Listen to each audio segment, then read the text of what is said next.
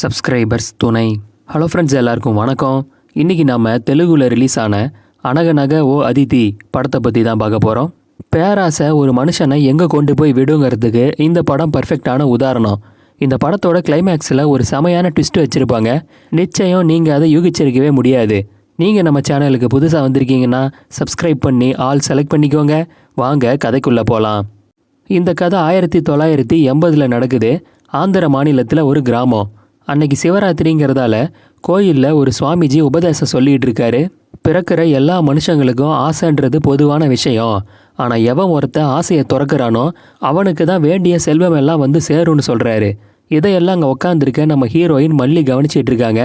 பக்கத்தில் மல்லியோட அம்மாவும் இருக்காங்க. எல்லாத்தையும் கேட்ட மல்லி, ஆசையே போனதுக்கப்புறம் ஒருத்தன் வாழ்ந்து என்ன பிரயோஜனம்? என்ன இந்த சாமியார் உளறிட்டு இருக்காரு? இவருக்கு உண்மையிலே தில் இருந்தா என் கண்ணை நேருக்கு நேராக பார்க்க சொல்லு, என் மேலே ஆசை வருதா இல்லையான்னு பார்க்கலான்னு சொல்கிறாங்க. இதை கேட்ட இவங்க அம்மா, அறிவு கட்டவளே, சாமிஜியை பற்றி இப்படியா பேசுறதுன்னு சண்டை போடுறாங்க. நம்ம ஹீரோயின் வள்ளிக்கு வயசு 30க்கு மேலே ஆச்சு. ஆனால் இவங்களுக்கு இன்னமும் கல்யாணம் ஆகலை. இவங்க குடும்பமும் ஏகப்பட்ட கடனில் இருக்குது. அம்மா அப்பா கரெக்டாக கல்யாணம் பண்ணி வைக்கலையேன்னு மல்லிக்கு சின்னதாக ஒரு கோபமும் இருக்குது. இவங்க வீடு ஊருக்கு ஒதுக்குப்புறமாக தான் இருக்குது. இப்போ மறுநாள் காலையில் ஊர் எல்லையில் கண்ணு தெரியாத ஒருத்தர் புல்லாங்குழல் விற்றுக்கிட்டு வராரு. அப்போ கீழே ஒரு இடத்துல சூட்கேஸு ஷூ எல்லாம் இருக்குது. அந்த ஷூவை அந்த கண்ணு தெரியாத நபர் தொட்டு பார்க்குறாரு.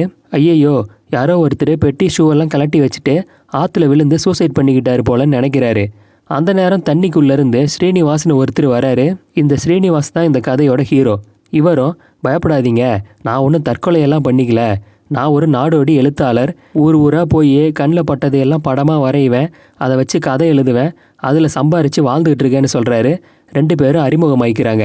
இப்போ நம்ம ஹீரோ ஸ்ரீனிவாஸ் மெல்லமாக ஊருக்குள்ளே வராரு. கட் பண்ணால் அதே நேரம் நம்ம ஹீரோயின் மல்லி வீட்டுக்கு ஒரு குடுகுடுப்புக்காரன் வரான். நல்ல காலம் பிறக்குது, நல்ல காலம் பிறக்குதுன்னு சொல்கிறான். உங்கள் வீட்டை தேடி அதிர்ஷ்டம் வந்துக்கிட்டே இருக்கு, அதை சரியாக பயன்படுத்திக்கிட்டா கூரையை பிச்சுக்கிட்டு பணம் கொட்ட போகுதுன்னு சொல்கிறான். இதை கேட்ட நம்ம ஹீரோயின் மல்லியோட அப்பா கடுப்பாயிடுறாரு. வீட்டில் செலவுக்கு 10 ரூபா இல்லை, என்னையா புழுகிட்டு இருக்கேன்றாரு.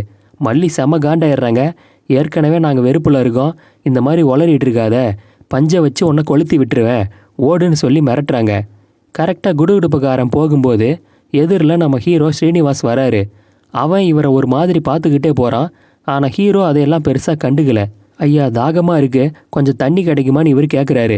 ஹீரோயின் அவங்க அப்பாவும் அம்மாவும் வாங்கன்னு கூப்பிட்டு தண்ணி கொடுக்குறாங்க. யார் தம்பி நீங்கன்னு விசாரிக்கிறாங்க. ஹீரோவும், ஐயா, என் பேர் ஸ்ரீனிவாஸ், நான் ஒரு நாடோடி எழுத்தாளர். ஊர் ஊராக அப்படியே போய் கண்ணில் பட்டதை வச்சு கதை எழுதுவேன். பக்கத்து ஊர் வரைக்கும் போய்கிட்டு இருக்கேன். இன்னும் கொஞ்சம் நேரத்தில் பொழுது இருட்ட போகுது. எனக்கு ரொம்ப அசதியாக இருக்குது. நீங்கள் அனுமதி கொடுத்தா இன்றைக்கி ஒரு ராத்திரி மட்டும் நான் இங்கே தங்கிக்கிட்டுமா? எனக்கு திண்ணையில் இடம் கொடுத்தா கூட போதும்னு சொல்கிறாரு. இதை கேட்ட மல்லியோட அப்பா, எங்கள் வீட்டில் பெருசாக வசதி ஒன்றும் இருக்காது தம்பி, நீங்கள் பக்கத்து ஊருக்கு போயிருங்களேன்னு சொல்கிறாரு. ஹீரோவும், பரவாயில்லையா, எனக்கு வசதி எல்லாம் முக்கியம் இல்லை, நீங்கள் அன்பாக கொஞ்சம் இடம் கொடுத்தா போதும், நான் அட்ஜஸ்ட் பண்ணிப்பேன், நீங்கள் ஒன்றும் பயப்படாதீங்க, நான் தப்பான ஆளெல்லாம் கிடையாதுன்னு சொல்கிறாரு. இவரும், தம்பி எனக்கு என்ன பயம், இதோ சுற்றி 2 மைலுக்கு ஒரு வீடு கூட கிடையாது, நாங்கள் இத்தனை வருஷமாக தனியாக தான் இருக்கோம், சரி தங்கிக்கோங்கன்னு சொல்கிறாரு. இப்போ நம்ம ஹீரோ துணியை மாற்றிக்கிட்டு அப்படியே ரிலாக்ஸாக வெளியே வராரு. ஐயா, கேட்குறேன், தப்பாக நினச்சிக்காதீங்க, கொஞ்சம் டீ கிடைக்குமான்றாரு. இவரும், டீ தானே தம்பி, பாலுக்கு பிரச்சனை இல்லை, ஆனால் வீட்டில் டீ தூள் இல்லையே, டீ தூள் இருக்கா என்னன்னு மனைவி கிட்ட கேட்குறாரு. இவங்களும் இல்லைன்னு சொல்கிறாங்க. உடனே ஹீரோ காசை நீட்டுறாரு. இந்தாங்க ஐயா, டீ தூளை வாங்கிட்டு வாங்க, மிச்சம் சில்லறைக்கு உங்களுக்கு என்ன வேணுமோ வாங்கிக்கோங்கன்னு கொடுக்குறாரு. இதனால் நம்ம ஹீரோயின் மல்லி மாட்டில் பால் கறந்துக்கிட்டு இருக்காங்க. அந்த நேரம் ஹீரோ அந்த பக்கமாக வராரு. அங்கே இருக்க பழைய சைக்கிள் எல்லாம் பார்க்குறாரு. அங்கே ஒரு பழைய கரலாக்கட்டை இருக்குது. அதையும் பார்த்துட்டு இது என்னன்னு கேட்குறாரு. மல்லியும், இதுக்கு பேர் கரலாக்கட்டை, இதை சுற்றுனா பாடி ரொம்ப ஸ்ட்ராங் ஆகும், உன்னை பார்த்தா டவுனில் வளர்ந்த மாதிரி இருக்குது, உனக்கு இதை பற்றி எல்லாம் தெரிஞ்சிருக்காதுன்னு சொல்கிறாங்க. உடனே நம்ம ஹீரோ கரலாக்கட்டை எடுத்து பர்ஃபெக்டாக சுற்ற ஆரம்பிக்கிறாரு. இதை பார்த்த மல்லி கொஞ்சம் மயங்கிடுறாங்க. இவர் மேலே இவங்களுக்கு ஒரு ஈர்ப்பு வந்துடுது. இப்போ டீ போட்டு எடுத்துகிட்டு வந்து கொடுக்குறாங்க. ஹீரோ டீ குடிக்கும்போது அவருடைய பைசப்ஸ் எல்லாம் பார்க்குறாங்க. ஒரு மாதிரி கிறக்கமாக அதை பார்த்துக்கிட்டே இருக்காங்க. நீ எக்ஸசைஸ் எல்லாம் பண்ணுவியா? ஆள் ரொம்ப கட்டுமஸ்தாக சூப்பராக இருக்கேன்றாங்க. இதை கேட்ட இவர், என்ன இந்த பொண்ணு நம்மளை இந்த மாதிரி கண்ணோட்டத்தில் பார்க்குறான்னு நினைக்கிறாரு. ஆமாம், எக்ஸசைஸ் எல்லாம் பண்ணுவேன்னு சொல்கிறாரு. அந்த நேரம் மல்லியோட அப்பாவை பார்க்கறதுக்காக ஒரு கடங்காரர் வந்திருக்காரு. வாங்கின பணத்துக்கு அசலும் வரல, வட்டியும் வரல, ஒழுங்காக பணத்தை கொடுங்க, இல்லைன்னா நான் என்ன கேட்க போகிறேன்னு உனக்கே தெரியும், உன் பொண்ணு மல்லி 30 வயசாகி வீட்டில் சும்மா தானே இருக்கா, அவளை எனக்கு கல்யாணம் பண்ணி வச்சிருங்கன்னு கேட்குறாரு. இதை கேட்ட மல்லி அங்கே இருக்க நாயை பார்த்து, சி நாயை, உனக்கு அறிவில்லை, போய் இங்கிருந்துன்னு சொல்லி அந்த நாயை திட்டுற மாதிரி கடங்காரரை ஜாடமாடையை திட்டுறாங்க. இதை கேட்டு இவர் செம கடுப்பாயிடுறாரு, அசிங்கப்பட்டு கிளம்பிடுறாரு. இதையெல்லாம் உள்ளே இருந்து நம்ம ஹீரோ கேட்டுட்டு இருக்காரு. ஐயா, உங்களுக்கு என்ன நிறைய கடன் இருக்கான்னு விசாரிக்கிறாரு. மல்லியோட அப்பாவும், ஆமாம் தம்பி, ஒரு காலத்தில் நானும் நல்லா விவசாயம் பார்த்துக்கிட்டு இருந்தவன் தான். ரொம்ப வருஷமாக மழையே இல்லை, குடும்பத்தை நடத்தினமே, அதுக்காக நிறைய கடன் வாங்கினேன். அதுக்கப்புறம் அதுவே பழக்கமாயிடுச்சு. கடன் பிரச்சனை அதிகமாக இருக்கிறதால என் பொண்ணை கூட சரியான நேரத்தில் கட்டி கொடுக்க முடியலன்னு புலம்பிக்கிட்டு இருக்காரு. இதை கேட்ட ஹீரோ உள்ளேருந்து தன்னோட பெட்டி எடுத்துகிட்டு வராரு. அதை ஓப்பன் பண்ணால் உள்ளுக்குள்ளே நிறைய பணம் நகையெல்லாம் இருக்குது. இதை பார்த்த உடனே மல்லி, அவங்களோட அம்மா, அப்பான்னு எல்லாரோட முகத்துலேயும் ஒரு ஒளி தெரியுது. சுதாரிச்சுக்கிட்ட மல்லி, எதுக்காக இதையெல்லாம் எங்ககிட்ட காட்டுற, உங்ககிட்ட இருக்குன்னு எங்களை அசிங்கப்படுத்த பார்க்குறியான்னு கேட்குறாங்க. ஸ்ரீனிவாசும், ஐயையோ அப்படி இல்லைங்க, சின்ன வயசுலேருந்து ஒழுங்காக உண்ணாமல் உறங்காமல் கஷ்டப்பட்டு நான் கொஞ்சம் கொஞ்சமாக சேர்த்துனது இது. தனி ஆளாக நானே இதை சம்பாதிக்கும்போது நீங்கள் 3 பேர் இருக்கீங்க.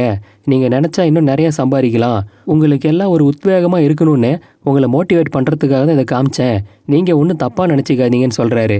அந்த நேரம் மேலேருந்து ஒரு பள்ளி மல்லி மேலே விழுந்துருது. இவங்க அதை தட்டி விடுறாங்க. அது ஹீரோவோட கையிலையும் பட்டுருது. இதை பார்த்த அம்மா, பள்ளி விழுந்தா கெட்ட சகுனம், 2 பேருமே போய் குளிச்சுட்டு வந்துருங்கன்னு சொல்கிறாங்க. இப்போ மல்லி குளிச்சிட்டு இருக்காங்க. ஆனால் இவங்க சிந்தனை எல்லாம் ஹீரோ காமிச்ச பணம் நகை மேலே தான் இருக்குது. அதே மாதிரி ஹீரோ மேலே இவங்களுக்கு ஆசை வந்திருக்கு. அந்த பணம் நகையெல்லாம் போட்டுக்கிட்டு ஹீரோ கூட ரொமான்ஸ் பண்ணுற மாதிரி கற்பனையாக நினச்சி பார்க்குறாங்க. அந்த நேரம் இவங்க அம்மா கூப்பிடுறாங்க. நானும் அப்பாவும் வேறு தோட்டத்துக்கு கூலி வேலைக்காக போகிறோம். பொழுது இறங்கினதுக்கப்புறம் தான் வருவோம்.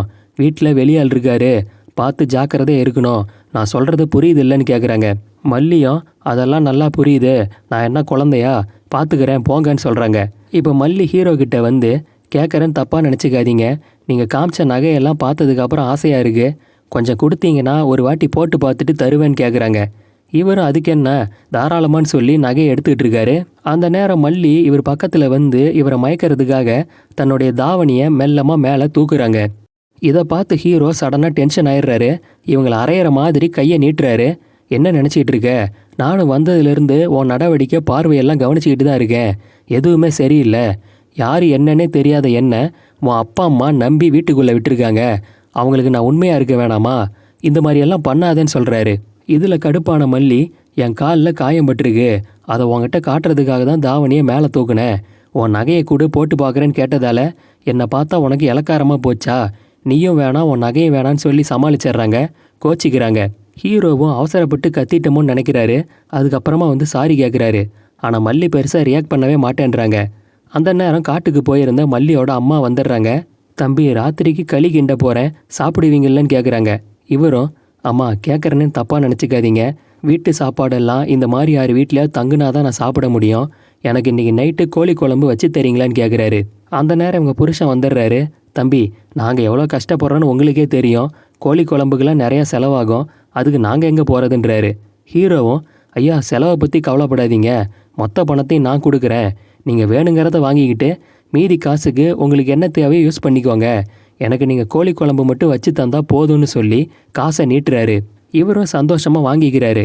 இதை பார்த்த இவர் மனைவி, ஐயா உனக்கு அறிவு இருக்கா, சும்மா சும்மா அவருக்கு ஏன் செலவு வைக்கிற, முதல்ல பணத்தை கொடுன்னு சொல்கிறாரு. ஹீரோவும், அதெல்லாம் ஒரு கஷ்டமும் இல்லை, நீங்கள் தாராளமாக செலவு பண்ணிக்கோங்கன்னு சொல்கிறாரு. இவரும் காசை வாங்கிட்டு கடைக்கு கிளம்பிடுறாரு. இப்போ மல்லி ஒரே சிந்தனையாக இருக்காங்க. காலையில் குடுகுடுப்புக்காரன் நல்ல காலம் பிறக்க போகுதுன்னு சொன்னது, ஹீரோ பெட்டியில் இவங்க பார்த்த பணம் நகை, இது எல்லாம் தான் இவங்க மைண்டில் ஓடிக்கிட்டு இருக்கு. அம்மா கிட்ட, ஏம்மா ஒருத்தன் தொட்டதுக்கு எல்லாம் காசை எடுத்து எடுத்து நீட்டுறான்னா அது உண்மையிலேயே அவன் உழைச்சி சம்பாரித்த பணமாக இருக்கும்னு நினைக்கிறியா? எனக்கு என்னமோ அந்த ஸ்ரீனிவாஸ் எங்கேயோ பெருசாக திருடிட்டு தப்பிச்சு ஊர் ஊராக ஓடிக்கிட்டு இருக்கான்னு நினைக்கிறேன். அதனால தான் நம்மக்கிட்ட நாடோடின்னு போய் சொல்லியிருக்கானோன்னு தோணுது. பேசாமல் அவனை கொலை பண்ணி அந்த நகை பணத்தை எல்லாம் நாம் எடுத்து செட்டில் ஆகிட்டா என்ன, நான் முடிவு பண்ணிட்டேன்னு சொல்கிறாங்க. இதை கேட்டு அதிர்ச்சியான அம்மா, என்னடி உளறிட்டு இருக்கேன்னு கேட்குறாங்க. ஆனால் மல்லி தான் முடிவில் உறுதியாக இருக்காங்க. நான் முடிவு பண்ணிட்டேன், அப்பா வரட்டும், அவர்கிட்ட ஒரு வார்த்தை சொல்லிவிட்டு அவனை போட்டு தள்ளிடலான்னு சொல்கிறாங்க. அந்த நேரம் கடைக்கு போயிருந்தே இவங்க அப்பா வராரு. இவர் மனைவியும், பாருங்க நம்ம பொண்ணு என்ன சொல்கிறான்னு, இவளுக்கு புத்தி கெட்டு போச்சுன்னு நினைக்கிறேன்னு சொல்கிறாங்க. இவரும், பொண்ணு சொன்னதையெல்லாம் நான் வெளியே இருந்து கேட்டுக்கிட்டு தான் இருந்தேன், அப்படியே செஞ்சிருவோம், அவனை க்ளோஸ் பண்ணிடலான்னு சொல்கிறாரு. இதனால் 3 பேர் சேர்ந்து ஸ்கெட்சு போடுறாங்க. கறி குழம்புல விஷம் வச்சு கொண்டுடலான்னு முடிவு பண்ணுறாங்க. நீங்கள் ஆக வேண்டிய வேலையை பாருங்கள், நான் கடைக்கு போய் ஒரு கட்டிங் போட்டு வரேன்னு இவர் திரும்பவும் கிளம்பிடுறாரு. அங்கே இருக்க சாராய கடையில் ஃபுல்லாக குடிச்சிட்டு இருக்காரு. அந்த நேரம் அந்த கடையில் இந்த ஊரை சேர்ந்த ஒரு வாத்தியாரும் அவரோட பையனும் உட்காந்துருக்காங்க. இந்த வாத்தியாரோட பையன் மல்லி அப்பாவை பார்த்து, ஏன்னே நாளையிலேருந்து நீங்கள் குடிக்க மாட்டீங்கன்னு நான் சொல்கிறேன், ஆனால் நீங்கள் வழக்கம் போல் குடிப்பீங்கன்னு எங்கள் அப்பா சொல்கிறாரு, நீங்கள் என்ன சொல்கிறீங்க, பந்தயம் வச்சுக்கலாமான்னு கேட்குறாரு. அதுக்கு மல்லியோட அப்பாவும், ஏயா நானே எப்போவாவது தான் கைக்கு காசு வந்தால் குடிக்கிறேன், தேவையில்லாமல் என் மேலே எதுக்கையா பந்தயம் வைக்கிறீங்க, தேவையில்லாமல் என்ன கன்ஃபியூஸ் பண்ணாதீங்க, போய் வேலையை பாருங்கன்னு சொல்லிட்டு ஃபுல்லாக குடித்து மட்டையாயிடுறாரு. இங்கே வீட்டில் எங்கடி கடைக்கு போனால் உங்கள் அப்பாவை இன்னும் காணுன்னு அம்மா கேட்க, மல்லியும் உன் புருஷனை பற்றி தெரியாதா, கையில் மிச்சமாக காசு இருக்குல்ல, இந்நேரம் இருந்தாலும் நல்லா குடித்து மட்டையாயிருப்பான், அவரை நம்பினா இனி வேலைக்கு ஆகாது, நம்மளே காரியத்தை முடிச்சிடலான்னு சொல்கிறாங்க. இப்போ மல்லியோட அம்மா வீட்டுக்கு பின்பக்கமாக இருக்க தோட்டத்துக்கு போகிறாங்க. ஒரு விஷக்காயை பறிச்சுக்கிட்டு வராங்க. அதை முழுசாக சட்னி ஆக்கி கறி குழம்புலையும் மிக்ஸ் பண்ணிடுறாங்க. அந்த குழம்பை எடுத்து நம்ம ஹீரோவுக்கு பரிமாறுறாங்க. கரெக்டாக சாப்பிட்ற நேரத்தில் ஹீரோ, சாரிம்மா படம் வரைஞ்சிக்கிட்டு இருந்தேன், கை கழுவ மறந்துட்டேன், கையெல்லாம் மையாயிடுச்சு, நான் போய் கழுவிட்டு வந்துடுறேன்னு எழுந்து பின்னாடி போயிடுறாரு. சரியா அதே நேரம் 2 போலீஸ்காரங்க வராங்க. இதை பார்த்த மல்லி பயந்து போகிறாங்க.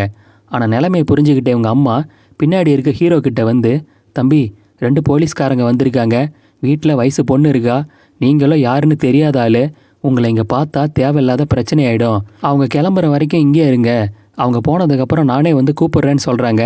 இவரும் நிலைமையை புரிஞ்சுக்கிட்டு சரின்னு சொல்கிறாரு. இப்போ போலீஸ்காரங்களும், ஒரு திருடன் தப்பிச்சு ஓடி வந்துட்டான், அதான் இங்கே வந்தானான்னு விசாரிச்சுட்டு போகலான்னு வந்தோன்னு சொல்கிறாங்க. அம்மாவும் பொண்ணும் அப்படி யாரும் வரலன்னு சொல்கிறாங்க. அந்த நேரம் போலீஸ்காரர் ஒருத்தர், ரொம்ப தூரம் நடந்து வந்தோம், நல்ல பசியாக இருக்குது, வீட்டுக்குள்ளேருந்து கறி குழம்பு வாசம் கமன்னு அடிக்குது, கொஞ்சம் போடுங்களேன்னு சொல்லி நேராக உள்ளே வந்து உக்காந்துடுறாங்க. அங்கே ஹீரோவுக்கு வச்சுருந்த விஷ சாப்பாடை ஒரு போலீஸ் எடுக்கிறாரு. இதை பார்த்த மல்லியோட அம்மா, ஐயையோ இது வேணாம் ஐயா, இந்த சாப்பாட்டில் எச்சி பட்டிருக்கு, நான் உங்களுக்கு புதுசாக போட்டு எடுத்துகிட்டு வரேன்னு சொல்லி சமாளிக்கிறாங்க. அதை வாங்கி எடுத்துகிட்டு போகிறாங்க. அப்போ கை தவறி சாப்பாடு கீழே கொட்டிடுது. உடனே மல்லியும் அந்த சாப்பாடை ஓரமாக அப்புறப்படுத்தி வைக்கிறாங்க. இப்போ விஷம் கலக்காத கறி குழம்பு கொண்டு வந்து போலீஸ்காரங்களுக்கும் கொடுக்குறாங்க. இவங்களும் வெளுத்து கட்டிகிட்டு இருக்காங்க. அந்த நேரம் கீழே சிந்தின சாப்பாடை இவங்க வீட்டு நாய் சாப்பிடுது. இதில் பயந்து போன மல்லியும் அம்மாவும் போன்னு நாயை விரட்டுறாங்க. இதை பார்த்த போலீஸ்காரரு, அதான் கீழே சிந்திருச்சாம்மா, நாய் சாப்பிட்டா சாப்பிட்டு போகுது, எதுக்காக விரட்டுறீங்கன்னு சொல்கிறாரு. இவங்களால ஒன்றும் பண்ண முடியல, நாய் முழுசாக அந்த சாப்பாடை சாப்பிட்ருது. இப்போ சாப்பிட்டதுக்கப்புறம் போலீஸ்காரங்க கிளம்புறாங்க. நாய் ஆல்ரெடி செத்து போய் கீழே கிடக்கு. இதை பார்த்த போலீஸ்காரரு, என்ன இந்த நாய் டெட் பாடி மாதிரி கிடக்குன்னு கேட்குறாரு. மல்லி சமாளிச்சுக்கிட்டு, ஒன்றும் இல்லை சார், நல்லா சாப்பிட்டா இந்த நாய் அப்படி தான் தூங்கும், நீங்கள் போங்க நான் பார்த்துக்கிறேன்னு சொல்கிறாங்க. இப்போ செக் பண்ணி பார்த்தா நாய் செத்து போச்சு. அந்த டெட் பாடியை தூக்கிக்கிட்டு வீட்டுக்கு பின்னாடி இருக்க ஒரு இடத்துக்கு போய் மறைவாக அதை புதைச்சிட்டு இருக்காங்க. அதே நேரம் மல்லியோட அம்மா ஹீரோவை கூப்பிட்டு திரும்பவும் சாப்பாடு போடுறாங்க. இவரும் வயிறு முட்டை சாப்பிட்றாரு. சாப்பிட்டதுக்கப்புறம் இவங்க காலில் விழுந்துடுறாரு. இந்த மாதிரி சாப்பாடெல்லாம் கடைசியாக எப்போ சாப்பிட்டேன்னு கூட எனக்கு ஞாபகம் இல்லைம்மா, ரொம்ப நல்லா சாப்பிட்டேன், ரொம்ப நன்றின்னு சொல்லிட்டு கொஞ்ச நேரம் படம் வரைஞ்சிட்டு இருக்காரு. அப்படியே தூங்கிடுறாரு. ஆனால் நல்லா கொரட்டை விட்டு தூங்க ஆரம்பிக்கிறாரு. இந்த சத்தத்தை கேட்ட மல்லி கடுப்பாயிடுறாங்க. அப்போ நீ சாப்பாட்டில் விஷத்தை கலக்கல, இவன் என்ன இப்படி தூங்கிட்டு இருக்கான்னு கேட்குறாங்க. அம்மாவும் தயங்கிக்கிட்டே, ஆமாம் நாய் செத்ததை பார்த்து எனக்கு மனசு கேட்கல, அதனால தான் விஷம் இல்லாத சாப்பாடு அந்த தம்பிக்கு போட்டேன்னு சொல்கிறாங்க. இதில் மல்லி செம காண்டாயிடுறாங்க. அப்போ என் வாழ்க்கை எப்படி போனாலும் உங்களுக்கு பரவாயில்ல, நீங்களும் எனக்கு கல்யாணம் பண்ணி வைக்க மாட்டீங்க, செட்டில் ஆகிறதுக்கு நானாவது ஒரு வழியை கண்டுபிடிச்சா அதுக்கும் உதவி பண்ண மாட்டீங்க, அப்போ காலையில் அந்த கடங்காரன் என்னை 2ஆம் தாரமாக கேட்டானே, அவனுக்கு தான் நீங்கள் என்னை கட்டி கொடுக்கணும், பரவாயில்லையான்னு சொல்கிறாங்க. என்ன பண்ணும் நானே முடிவு பண்ணிட்டேன்றாங்க. கட் பண்ணால் அதே நேரம் சாராய் கடையில் மல்லியோட அப்பா கிட்ட அந்த கடையோட சப்ளையர் வந்து பேசுகிறான். ஆமாம் உங்கள் வீட்டுக்கு ஒரு விருந்தாளி வந்திருக்காரே, அவர் இருக்காரா போயிட்டாரான்னு சீனிவாசனை பற்றி கேட்குறான். இதை கேட்ட இவர் ஷாக் ஆயிடுறாரு. என் வீட்டுக்கு விருந்தாளி வந்தது உனக்கு எப்பரா தெரியும்னு அவன் துண்டை பிடிச்சி மிரட்டுறாரு. அதுக்கு இந்த சப்ளையர் ஏதோ ஒரு விஷயம் சொல்கிறான். ஆனால் இவன் என்ன சொல்கிறான்னு நமக்கு தெளிவாக காமிக்க மாட்டாங்க. இதை கேட்ட இவர் அப்படியே அதிர்ச்சியில் உறைஞ்சி போயிடுறாரு. இப்போ கட் பண்ண வீட்டில் மல்லி கையில் ஒரு கத்தி எடுத்துகிட்டு வராங்க. இனி அம்மாவை நம்பினா பிரயோஜனம் இல்லை, நம்மளே ஹீரோவை கொன்னுடலான்னு தைரியத்தை வரவழைச்சிக்கிட்டு அவர் பக்கத்தில் வராங்க. துணியால் அவர் வாயை பொத்தி கோழி அறுக்கிற மாதிரி அவர் கழுத்தை அறுத்துடுறாங்க. இதை பார்த்து அம்மா பயத்தில் ஐயோன்னு கத்துறாங்க. சரியாக அதே நேரம் காலையில் காமிச்சாங்களே கண்ணு தெரியாத புல்லாங்குழல் வியாபாரி, அவர் வெளியே போய்கிட்டு இருக்காரு. இந்த அம்மா கத்துற சத்தத்தை கேட்டு என்ன சத்தம்னு வீட்டு வாசலுக்கு வராரு. அந்த நேரம் ஹீரோவோட ஷூ இவர் காலில் தட்டுப்படுது. காலையிலே அவர் ஆத்தங்கரையில் இந்த ஷூவை தொட்டு பார்த்தாரு இல்லையா, திரும்பவும் தொட்டு பார்த்ததால இது ஹீரோவோட ஷூ தான் இவர் கண்டுபிடிச்சிடுறாரு. அப்போ உள்ளே ஏதோ பிரச்சனைன்னு மட்டும் புரிஞ்சுக்கிறாரு.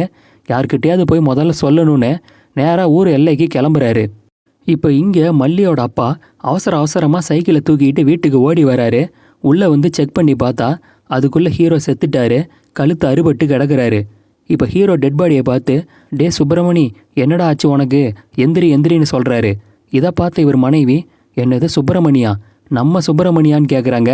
இங்கே தான் ஒரு விஷயத்த காமிக்கிறாங்க. காலையில் ஹீரோ ஊருக்குள்ளே வரும்போது முதல்ல இந்த சாராய கடைக்கு தான் வந்திருப்பாரு. இவர் வேற யாரும் இல்லை, சின்ன வயசில் ஓடி போன மல்லியோட கூட பிறந்த தம்பி. இந்த விஷயத்த அங்கிருந்த அந்த வாத்தியார்கிட்டையும் அவர் பையன்கிட்டையும் சொல்கிறாரு. இதை கேட்ட வாத்தியார், வாப்பா நீ போய் எத்தனை வருஷம் ஆச்சு, நீ இல்லாத இத்தனை வருஷத்தில் உன் அப்பா உன் ஞாபகத்திலே குடிச்சு வீணாக போயிட்டான், உன் அம்மா நடப்பணமாக வாழ்ந்துட்டுருக்கா, உன் அக்கா மல்லிக்கும் சரியான வரன் கிடைக்கவே இல்லை, கட்டி கொடுக்க உன் அப்பங்கிட்ட போதுமான பணமும் இல்லை, அவளும் முதிர்கன்னியாக தான் வாழ்ந்துட்டுருக்கா, இனிமேலாவது உன் குடும்பத்துக்கு நல்ல காலம் பிறக்கட்டும்னு சொல்கிறாரு. ஹீரோவும், அதான் நான் வந்துட்டேன் இல்லையா, நான் சம்பாரித்து நிறைய பணம் நகை சேர்த்து வச்சுருக்கேன், இனிமேல் என் குடும்பத்தை நான் நல்லா பார்த்துக்கிறேன். ஒரு சின்ன வேண்டுகோள், நான் அவங்கக்கிட்ட அவங்க பையன்னு உடனே சொல்ல மாட்டேன், அவங்கள சர்ப்ரைஸ் பண்ணி சின்னதாக ப்ராங்க் பண்ண போகிறேன். அதனால் நீங்கள் நான் தான் அவங்களோட பையன்னு தெரிஞ்ச மாதிரி காமிச்சிக்காதீங்க ப்ளீஸ்ன்னு ரெக்வஸ்ட் பண்ணுறாரு. அதுக்கப்புறமா தான் வீட்டுக்கு வந்து தண்ணி வாங்கி குடிச்சு வழிபோக்கன் மாதிரி நடிச்சிருப்பாரு. ஆனால் காலையில் ஹீரோ பேசிக்கிட்டு இருந்ததை கேட்ட இந்த சாராய கடை சப்ளையரு அவசரப்பட்டு மல்லியோட அப்பா கிட்ட, வீட்டுக்கு வந்திருக்கிறது சின்ன வயசில் ஓடி போன உங்கள் பையன்தான்னு சொல்லியிருப்பான், இதனால தான் இவர் பதறி அடிச்சுக்கிட்டு தடுக்கலான்னு ஓடி வந்து பார்த்துருக்காரு. அதுக்குள்ளே மல்லி தான் தம்பின்னு தெரியாமல் ஹீரோவை கொன்னுட்டாங்க. இந்த விஷயத்தெல்லாம் இவர் சொல்ல, இதை கேட்ட இவர் மனைவி மக மல்லி பயங்கரமாக கதறி அழுகுறாங்க. பேராசைப்பட்டு சொந்த தம்பியவே கொன்னுட்டோமே நினைக்கிறாங்க. இங்கே தான் ஒரு விஷயம் இவங்களுக்கு புரியுது. காலையில் ஹீரோ அங்கே நிறுத்தியிருந்த சைக்கிள் கரலா கட்டையெல்லாம் ஆசையாக எடுத்து பார்த்துக்கிட்டு இருந்தார் இல்லையா, இது எல்லாமே இவருடைய சின்ன வயசு ஞாபகங்கள். அதனால தான் ஆசையாக பார்த்துருக்காருன்றதை புரிஞ்சுக்கிறாங்க. இப்போது ஹீரோ மேலே இருந்த டைரியை எடுத்து பார்க்குறாங்க. அதில் இவர் சில படங்கள் எல்லாம் உறைஞ்சி வச்சிருக்காரு. இது என்ன படம்னா, சின்ன வயசில் அக்கா மல்லியோட ஜடையை ஹீரோ விளையாட்டுத்தனமாக அறுத்திருப்பாரு. இதில் கடுப்பான இவங்க அம்மா போட்டு பயங்கரமாக அடிச்சிருப்பாங்க. இருடா சூடு வைக்கிறேன்னு சொல்லி உள்ளேருந்து கொல்லிக்கட்டையை எடுத்துகிட்டு வருவாங்க. இதில் பயந்து போன இவர் அங்கேருந்து எஸ்கேப் ஆகி ஓடுவார். அம்மாவும், எங்கே போவ, சாயந்தரம் சாப்பாட்டுக்கு வீட்டுக்கு தானே வருவ, வா உன்னை பேசிக்கிறேன்னு மிரட்டுவாங்க. ஆனால் அம்மா சூடு வச்சிருவாங்கன்னு பயந்து ஓடின ஹீரோ ஒரே அடியே ஊரை விட்டு ஓடி இருப்பார். அப்போ நடந்த சம்பவங்களை தான் இவர் படமாக அந்த டைரியில் வரைஞ்சி வச்சிருக்காரு. இதையெல்லாம் பார்த்து இவங்க கதறி அலறாங்க. இப்படி ஒரு பாவத்தை பண்ணிட்டு இனி நம்ம வாழவே கூடாதுன்னு முடிவு பண்ணுறாங்க. விஷம் கலந்த அந்த கறி குழம்பு இருக்கு இல்லையா, அதை 3 பேருமே ஃபுல்லாக சாப்பிட்றாங்க. இப்போ அம்மாவும் அக்கா மல்லியும் ஹீரோ மேலேயே படுத்துக்கிறாங்க. அப்பா வீட்டில் இருக்க பஞ்சு மூட்டையெல்லாம் எடுத்துகிட்டு வந்து வீடெல்லாம் பரப்பி விட்டுட்டு அங்கிருந்த விளக்கை எடுத்து பஞ்சுக்கு தீ வச்சிடுறாரு. இப்போது அந்த கண்ணு தெரியாத நபர் சாராய கடைக்கு வந்திருக்காரு. அங்கே ஹீரோவுக்கு ஏதோ பிரச்சனைன்னு நினைக்கிறேன், அவர் ஷூ வெளியே இருக்குது, உள்ளேருந்து சத்தம் வந்துச்சுன்னு சொல்ல, இதை கேட்டு அங்கிருந்த எல்லாரும் பதறி அடிச்சுக்கிட்டு ஓடி வராங்க. ஆனால் வந்து பார்த்தா அதுக்குள்ளே வீடு முழுமையாக எரிஞ்சு எல்லாருமே இறந்து போயிட்டாங்க. இத்தோட இந்த கதை முடியுது. பேராசைங்கிறது எந்த அளவுக்கு எதிர்மறையான மோசமான விளைவுகளை கொடுக்குங்கிறதுக்கு இந்த கதை ஒரு உதாரணம். இது கன்னடத்தில் வந்த ஆ கரால ராத்திரிங்கிற படத்தோடைய ரீமேக் தான். தமிழில் கொன்றால் பாவங்கிற டைட்டிலில் கூட இந்த படத்தை ரீமேக் பண்ணியிருக்காங்க. இந்த கதையும் என்னோட நரேஷனும் உங்களுக்கு பிடிச்சிருந்தா மறக்காமல் லைக் பண்ணுங்கள். உங்களுடைய கருத்துக்களை கமெண்ட் செக்ஷனில் மென்ஷன் பண்ணுங்கள். நீங்கள் நம்ம சேனலுக்கு புதுசாக வந்திருக்கீங்கன்னா சப்ஸ்கிரைப் பண்ணி பெல் பட்டனை கிளிக் பண்ணி ஆல் செலக்ட் பண்ணிக்கோங்க. எல்லாருக்கும் நன்றி, வணக்கம்.